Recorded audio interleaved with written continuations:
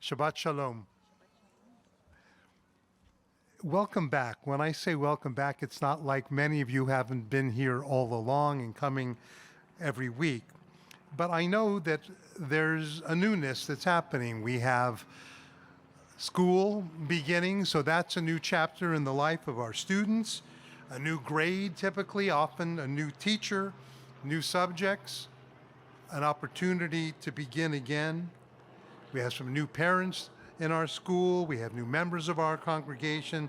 It's exciting for them, indeed exciting for all of us, because tomorrow night brings in the month of Elul, the month leading up to Rosh Hashanah and Yom Kippur, and that's the month where we really gear up, and that too is the beginning of a new beginning. By the way, I was debating, I heard a very cute story. Someone sent it to me, and it's so good that I think I'm going to use it on the high holidays, but I'm going to test it out here first. If you guys don't laugh, then you'll never hear it again. But if you do, and by the way, it's clean, naturally, because sometimes some of you send me stuff which is really funny, which I can't even repeat in my own household. So this one worked really, really well. It was a video, but you'll use your imaginations. This little boy comes home and walks in the door after school,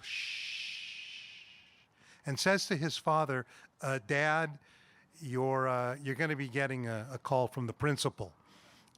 And the father says, okay, what happened? And the little boy says, well, there was a bowl of apples on the table. And there was a sign that said, take only one, God is watching. Father said, well, that's fine. He said, well, Dad, you know what I did? There was another bowl of cookies on another table, and I wrote a sign, help yourself, God's tied up with the apples. What do you think? Is it over a 7? Raise your hand. All right, I'll think about it. I was reflecting what I might share with you at this time of new beginnings for parents, for children, indeed for every single one of us. And I want to offer 4 specific suggestions that I think we can each consider, hope we'll each consider implementing in the year. And I hope that all 4 of these will resonate with you. The first one is, whether you live alone, whether you live with others, choose and commit to one area of Jewish growth in the coming year. You can call it your family mitzvah of the year, but choose one. You might consider making one what might be thought of as a moral mitzvah, and another one which is more ritual, although there's often overlap. You can move into it slowly, or you can kind of jump in whole hog. I just realized whole hog is not the term I want to use as a rabbi. But in any event, you can jump into it with a lev malev, with your full heart. But give yourself something to which you can aspire. For example, you might want to keep a little more kosher. If you do, set specific goals. You might want to do a little more of Shabbat on a regular basis. You might want to say regularly a blessing before you eat, or attend services, or say personal prayers. Or in the moral sphere, you might want to give tzedakah on a regular basis, or visit the sick, or perhaps try not to gossip in the coming year. But have a family meeting if you have a family, or choose one maybe with a friend, and make it your annual mitzvah. Obviously, you can do more than one. And by the way, if you falter, and invariably we all will, then just go back and keep working on it. Don't allow faltering to be a reason not to continue. And observe it whether you feel like it or not, whether you are in the mood to do it or not. And then a year from now, look back and assess how you did.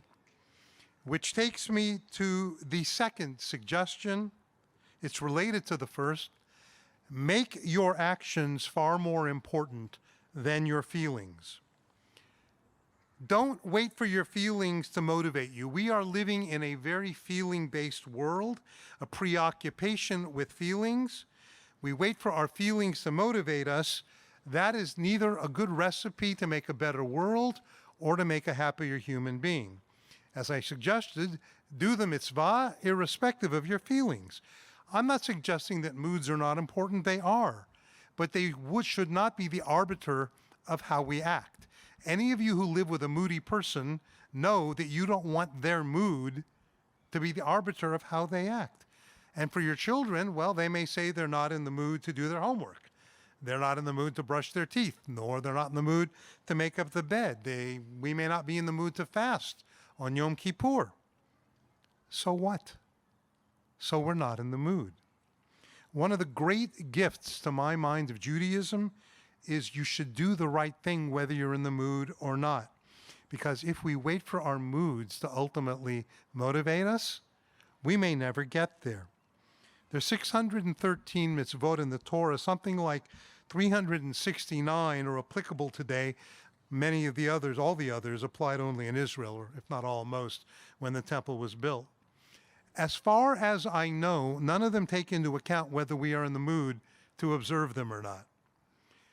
But a great lesson for all of us and for our children. If someone needs help, even when we're not in the mood, try to help them. And often by doing what is right, our mood changes. The biggest battle in life is not between us and society. It's between ourselves and ourselves, I believe. Overcoming our desires and learning that early on, for a child to learn that is a gift that they will take for the rest of their life because it teaches self-control, which I believe is a prerequisite for a happy life. I do not know, some of you may, but I simply don't know a happy person who lacks self-control. It is a prerequisite because otherwise you live on a roller coaster. So our tradition, I believe, is teaching us do what is right, and if our mood catches up, all the better. Which leads me to the third suggestion to consider implementing. Make God and the Torah your moral compass. Let me share an example of what I mean by that. We all want our children to know right from wrong. So if I were to ask, or you were to ask your child, would you steal? My sense is that most children would say they would not steal. But then follow it up with a question. Why? Why shouldn't I steal? And I have a feeling that you will get the response something like, well, my parents told me not to. My parents would be angry or disappointed in me. It's wrong. By the way, that's a great answer. It's true. And if I asked most of the adults here, I suspect you would also say, no, it's wrong. I shouldn't steal. My parents taught me those values. But I believe there is a far better and frankly more important reason not to steal, because it's in the Torah. It's in the Ten Commandments. You shall not steal. Lo tignov. God tells us not to steal. It's a mitzvah not to steal. That is a religious response. The same if I ask, should you give charity? Yes. Why? Well, there's a lot of good reasons. You should care about other people. Mom and dad told me to, etc., etc.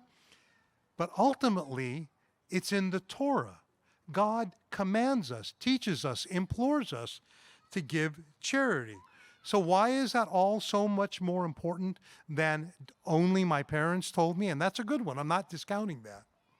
I remember once speaking to a young man, asked him about drugs. I said, do you use drugs? He said, absolutely not. My mother would kill me. That is a good reason.